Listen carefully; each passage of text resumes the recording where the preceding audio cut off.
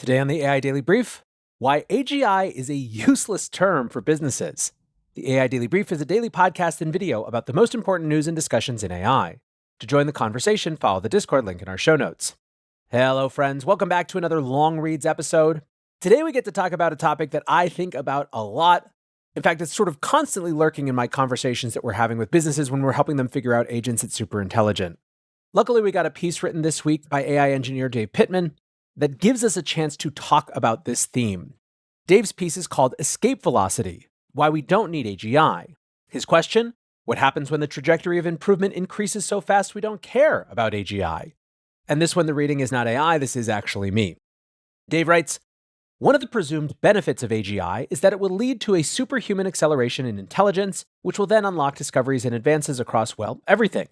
The basic argument is that if an AGI is just as smart as humans but can think much faster, it will be able to find solutions to problems at previously unbelievable speeds.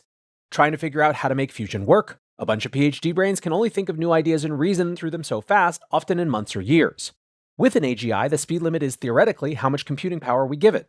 Unlike a human, the AGI can work 24/7, and again, we assume, come up with new ideas and test them out 1,000 times faster. Suddenly, a lot of challenges we are facing at humanity scale seem tractable because we have zero cost intelligence. Trying out combinations of proteins for new cancer therapies? Just ask a few data centers. Test out many ideas of how to reduce carbon emissions during concrete manufacturing? Done. Design ultra-efficient antennas for global internet? Kick off the task on Friday, come back on Monday is the promise. There's just one problem. It's not clear when we will get both AGI itself and AGI that is so cheap its inputs, novel data for a task, energy for computation, chips, etc., are a rounding error. However, it turns out we don't need AGIs, or AGI that is universally cheap. We are on the verge of achieving a new type of AI improvement that I call self-sustaining escape velocity, or SEV. Once you have achieved escape velocity, having an AGI becomes irrelevant. It will be easiest to understand SEV if we talk first about a few other ideas to help frame our thinking. The first is a classic lesson for startups. Always hire someone who is smarter than the last person you hired. By following this rule, as your company grows, it actually becomes more capable. It's often assumed that this is very difficult because of the Peter principle, or basically, how can you actually know if someone is smarter than you? However, this assumption is based on knowing how someone is smarter than you rather than merely establishing someone is smarter. The second scenario, establishing intelligence, is much easier. At its most basic level, give someone a challenge you failed to solve, and if they solve it, they're smarter. The key lesson here is that we should, for the purposes of SEV, focus on evaluations rather than understanding AI performance. Our second mental framework is to think about improving foundation models and their scaling laws as suffering from Shklovsky's rocket equation, also known as the tyranny of the rocket equation. The rocket equation says that trying to launch larger and larger rockets becomes less and less efficient. This is due to a larger rocket needing even more fuel, which causes the rocket to weigh more, which in turn means you need more fuel to launch your now heavier rocket. Once you reach escape velocity, however, the balance has tipped in favor of your rocket and it is no longer at risk of crashing back down. Currently, foundation model providers are struggling with a similar problem of more capable models requiring even more data. As they've begun to rely on synthetic data generated by other AI models, it also becomes harder to build the larger model, because an even bigger synthetic data model is needed to generate more sophisticated data, which in turn requires, you can see where this is going. When people talk about the benefits of compounding intelligence and breakthroughs made by AGI, they are primarily referring to the concept that an AGI has reached an intellectual escape velocity, where all of the reasoning done by the model improves its answer or solution. So foundation models are collapsing under their own weight, and we don't know how to know if they're improving. What's an AI company to do? I think we should pursue a new strategy, self-sustaining escape velocity, or SEV. The promise of SEV is this: just keep dumping in some basic resource, computer memory, and arrange your AI in a feedback loop to generate results to build on top of themselves. Once you have an AI in a setup where it can produce a better AI, your only constraint is how fast you can fuel the rocket engine. The core of SEV is a hands-off feedback loop. Each time a new AI model is created, it is evaluated using a more sophisticated benchmark that is the result of the previous AI model, the baseline, pruning down the problem space into problems it cannot solve. The new model is a candidate to replace the old model. If the candidate proves that it is indeed smarter than an old model, it becomes the baseline model. This new and improved baseline model is then used to challenge our synthetic data generation model in a critic adversarial fashion to produce a higher quality model for synthetic data generation. Now, our baseline model and our synthetic generation model have both been leveled up so we can repeat the process without human intervention. If our process is truly self-sustaining, then the only external input it needs is more compute power and time and memory to improve itself.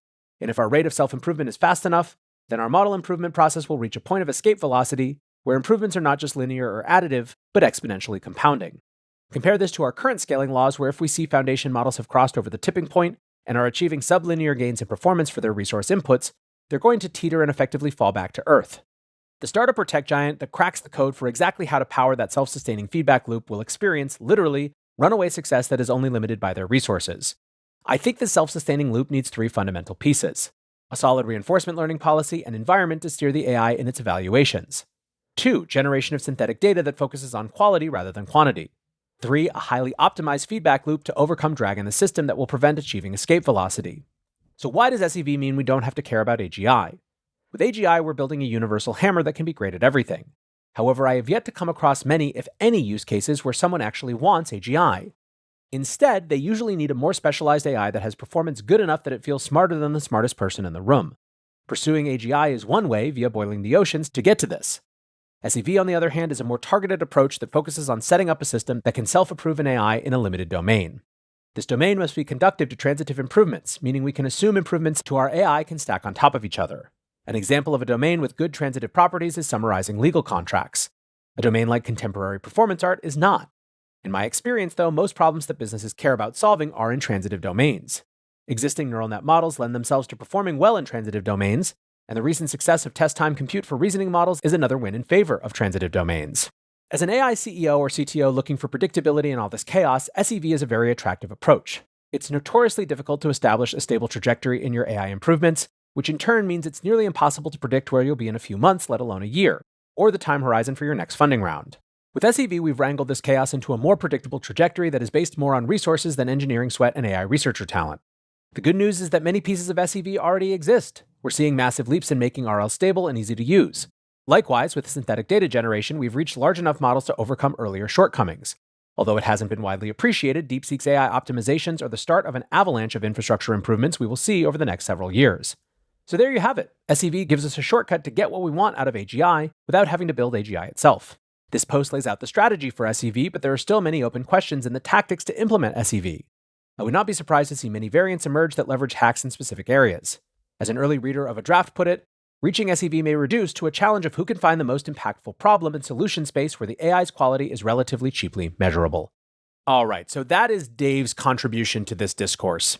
Now, he is, of course, coming at it from a builder's perspective and thinking about how to set models on a trajectory for continuous improvement. Implicit in that is a critique of this overfixation we have on this nebulous point in the future, which we call AGI and which itself is still fairly ill-defined. Again, coming at this from a technical perspective, Dave is saying we don't need AGI because we can get continuous improvement without having to worry about that term one way or another. But I'm coming at this from a different side. When you're thinking about it from a business perspective, why we don't need AGI is even simpler. The fixation on AGI is a fixation on a future point at which AI is spectacularly better than what we have now. But AI, right now, is spectacular. A huge portion of knowledge work, right now, can be done as well by AI as it can by humans. Nearly all knowledge work at this point is going to be better by a human at least using AI. It's very clear from some recent moments, like the Manus agent, that we're still underutilizing the capabilities of the models that we even have right now. The rate-limiting factors when it comes to AI impacting business is not currently about capabilities. It's about systems, new processes, integration, deployment, new ways of structuring operations, and new ways of thinking. In fact, I would argue that right now, capabilities are growing at a faster rate than businesses' ability to integrate them. Now, I don't want to diminish the possibility and potentiality of this grand utopian idea of AGI that really can solve a huge swath of the world's problems that we can't right now. I'm not at all trying to argue that that wouldn't be unbelievably transformational in a way that just more efficient and more complex marketing could never be. What I'm saying, though, is that for the practical lived reality of most businesses and people who are deploying AI to make their work better in some way, what we have right now is already a staggering leap into the future. And the work to be done simply to catch up to the capabilities facing us right here is enormous. Getting stuck on terminology is a sure way to get left behind. And so I think for the moment, businesses and enterprises can fairly safely leave the AGI discussions to the researchers and the future society designers, and just focus on the power that is sitting there at their fingertips. Anyways, a great piece by Dave Pittman. Thanks again for writing it. That is going to do it for today's AI Daily Brief. Appreciate you listening or watching as always, and until next time, peace